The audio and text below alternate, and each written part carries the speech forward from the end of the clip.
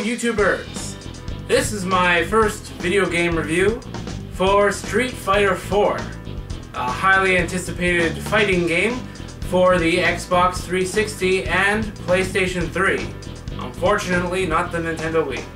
That's too bad. Anyhow, I'm really excited to have played this game.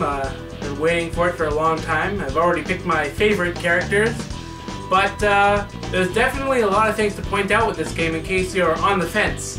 I did play this game on the Xbox 360 using, unfortunately, the regular Xbox 360 controller.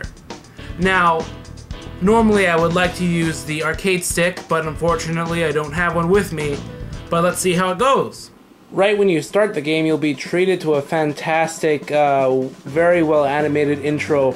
For those of you who ever skip intros for video games, I really suggest watching this one. It is very action-packed, very stylized, and quite exciting.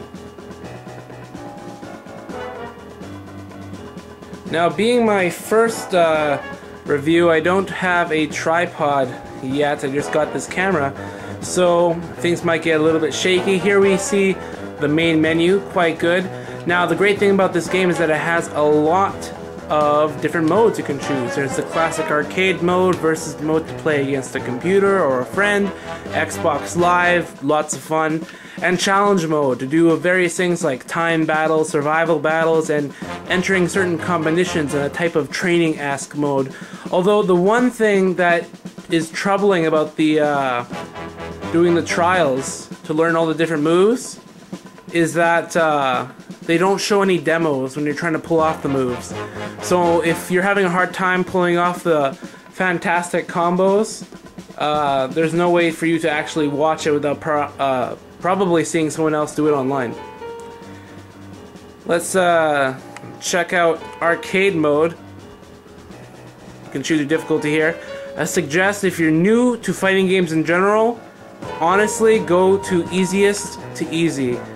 This game can be quite hard-hitting, especially when it comes to the later stages, even on medium. When I first played this game I had trouble on medium. Now I can beat it on hardest, but it does take a little bit of training and effort. So we'll just pick on medium for now. I will be playing with one hand, so this will be interesting.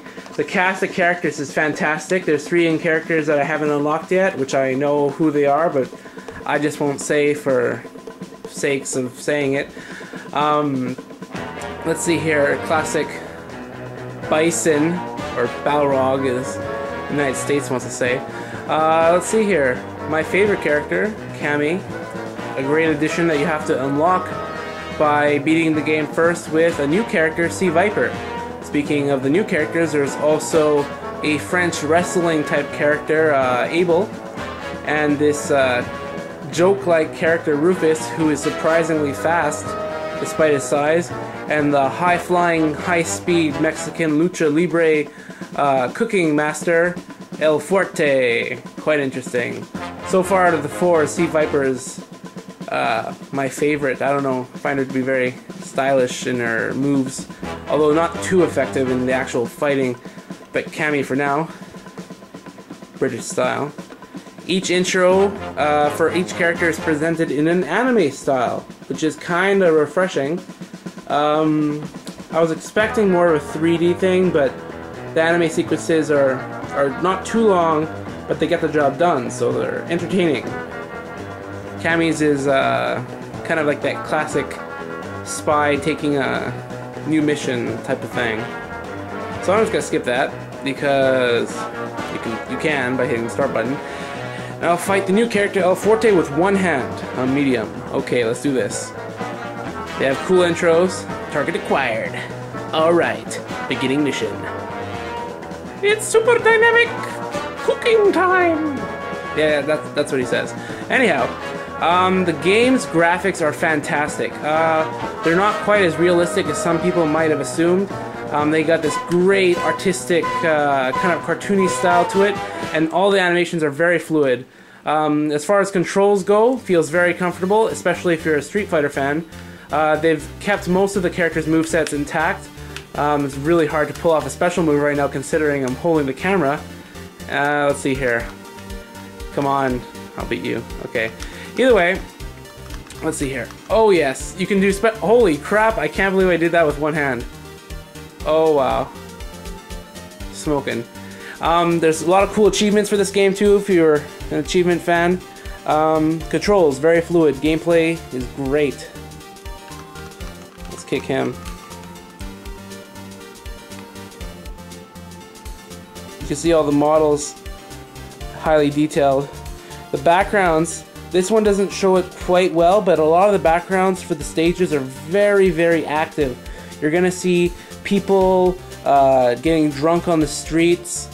You're gonna see people falling over, cheering you on, all kinds of stuff. Things that you're used to from Street Fighters in the past, but just with so much more detail.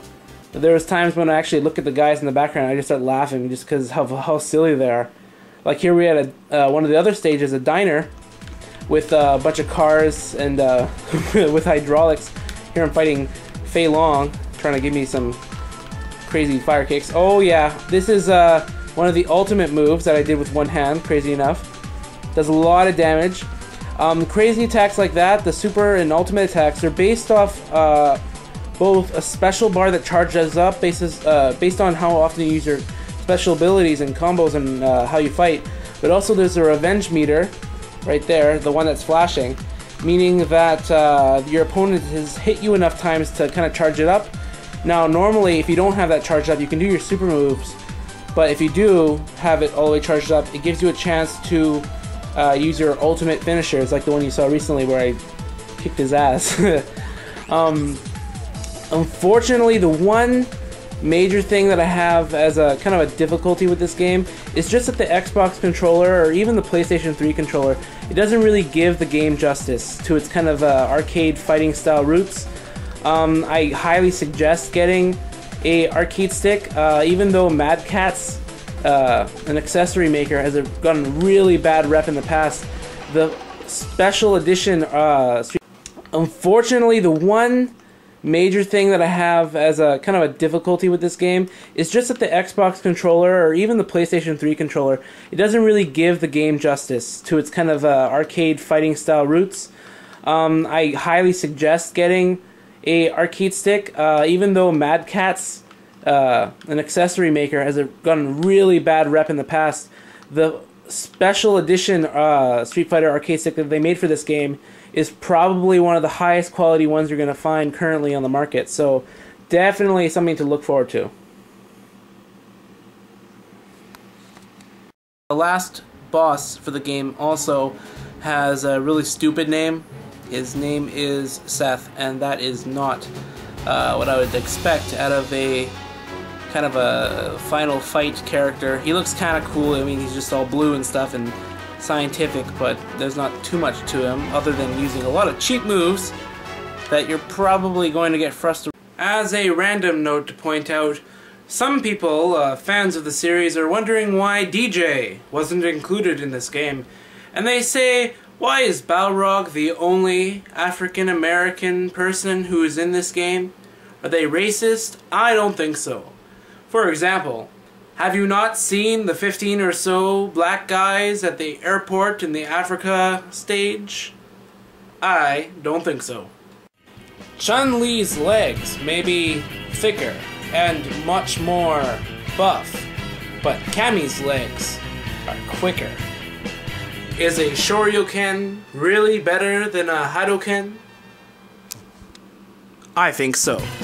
For Street Fighter 4, I definitely give it 5 out of 5.